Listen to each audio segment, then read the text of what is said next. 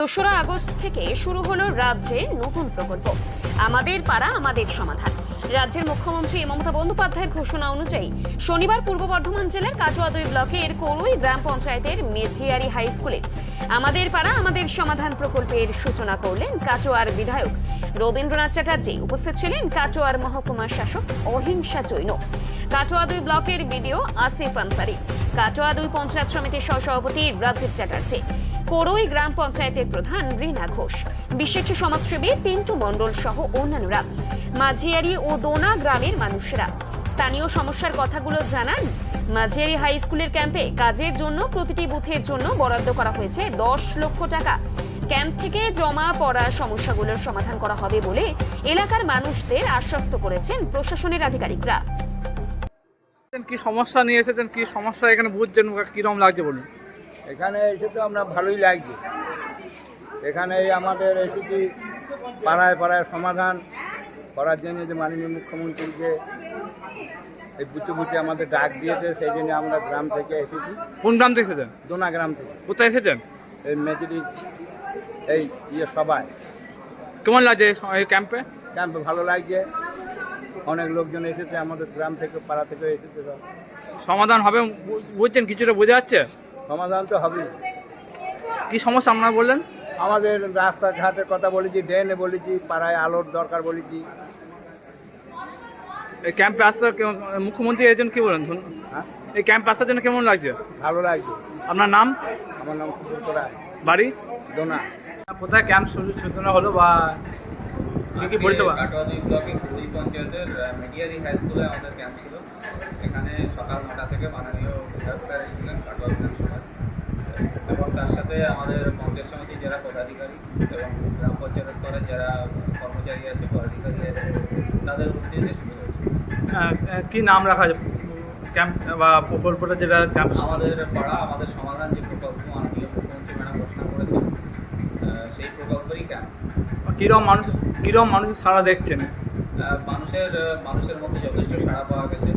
এখন সকাল 11টা বাজে, এর মধ্যে অলরেডি প্রায় 100-র কাছাকাছি মানুষ অলরেডি চলে এসছে আমাদের ক্যাম্পে। এরপরে আরও আসবে বলে আশা রাখছি। কি কি মূলত সমস্যা দেখছেন মানুষের, বা কি কি চাহিদা আছে মনে করছে? মানুষের মেন যেটা চাহিদা দেখলাম রাস্তাঘাট, এবং তার সাথে রাস্তার আলো, এটা একটি দুটো বড় চাহিদা।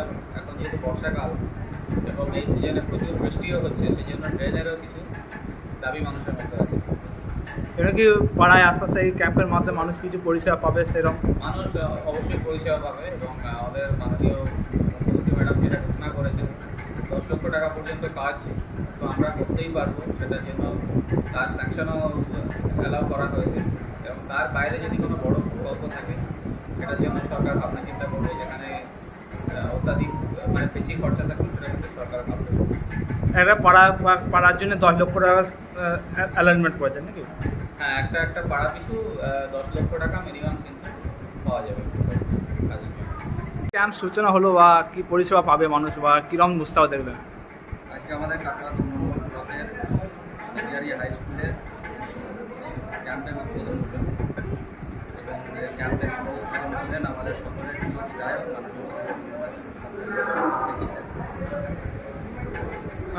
ক্যাম্পেরা কি কি নাম রাখা হয়েছে? ক্যাম্পের প্রকল্পের নাম রাখা হয়েছে আমাদের পাড়ায় আমাদের সমাজ।